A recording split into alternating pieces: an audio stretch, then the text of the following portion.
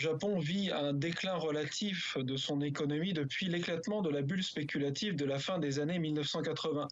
Depuis, son produit intérieur brut n'a que très faiblement progressé. Résultat, il a été rattrapé peu à peu par des économies plus performantes, notamment la Chine, qui l'a dépassé pour devenir la deuxième économie mondiale en 2010, et il pourrait bientôt être dépassé par l'Inde.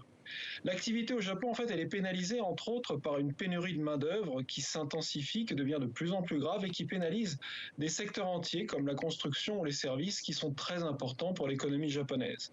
Et puis un autre problème, eh bien, ce sont les salaires réels qui baissent depuis bientôt 2 ans, ce qui pèse sur la consommation.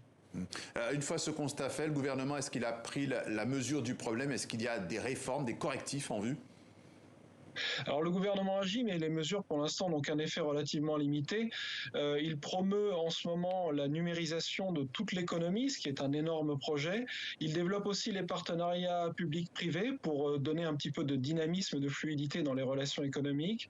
Mais malgré tout, il hésite à s'attaquer véritablement aux gros problèmes que sont la pénurie de main-d'œuvre ou les salaires.